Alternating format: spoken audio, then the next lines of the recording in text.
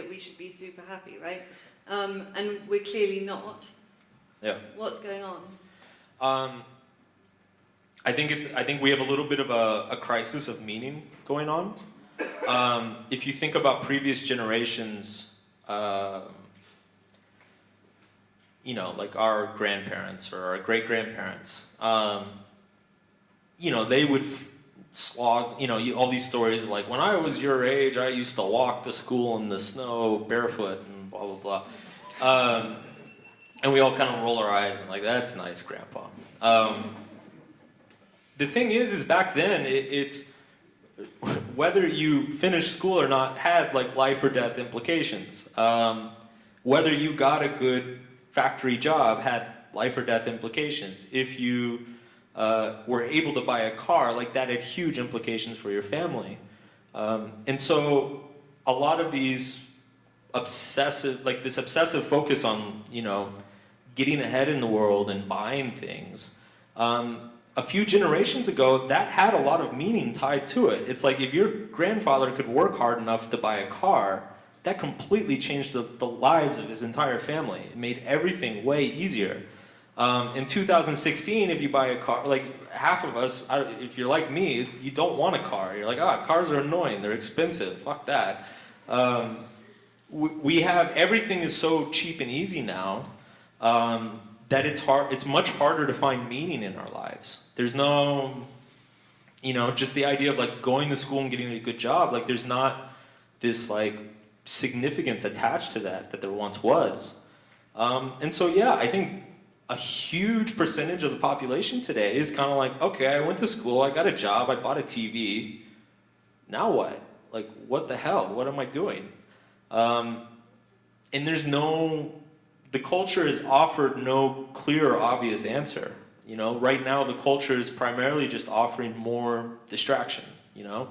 Go see more movies, go buy more shit, watch more TV, you know? And there's nothing wrong with entertainment, but like, there's no meaningful solution being proposed on a wide scale. In fact, so what's happening is you're seeing the rise of things like this conference, of like people coming together and being like, all right, let's figure this shit out together. Like, let's pick something. And apparently that's what needs to happen. But yeah, it's really strange. I mean, if you look at like rates of depression, anxiety disorders, eating disorders, stuff like that, like they're all on the rise, and only in developed countries. So yeah, I think there's a crisis of meaning going on. And like, how do you feel we can address that? Sort of, there's so much, you know, in our culture, the focus is really placed on the external, and obviously, you know, as we've learned, we don't get meaning from external stuff. So what can we sort of do to try and mitigate this cultural bias towards the external and start coming back and valuing more, you know, the internal landscape and even developing a relationship with that? Sure. I think the first step is to kind of consciously cut ourselves off to a lot of various forms of materialism or just distraction. So, for instance, I used to be like a huge computer game addict, and I kind of reached the point where I was like, I literally just deleted everything, gave away my PlayStation. Like, I was like, I'm wasting my life. Like, I can't do this. You know, it was bordering on like an addiction. I think there has to be a conscious choice to kind of let go of materialism. I think that's a huge first step.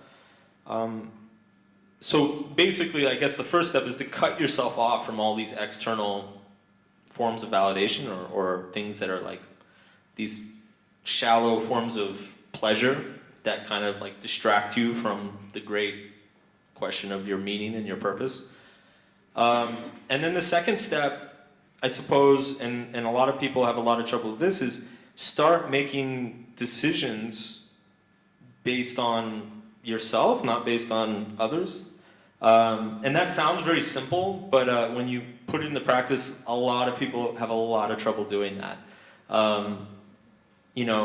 finding something that, like, investing your time and attention in something for no other reason than you find it interesting. And I think it's a very subtle and it's a very personal thing. It's very hard, and I've tried before to communicate on my blog, but it's a very hard thing to describe, just because for every individual person it's going to be so different. And it's without knowing the person, you can't really understand where their intentions are coming from. Are they trying to prove something, or are they actually genuinely just authentically excited to be exploring this new subject or this new thing that they're learning or whatever? One of the heuristics that I write about, that I suggest to people is basically,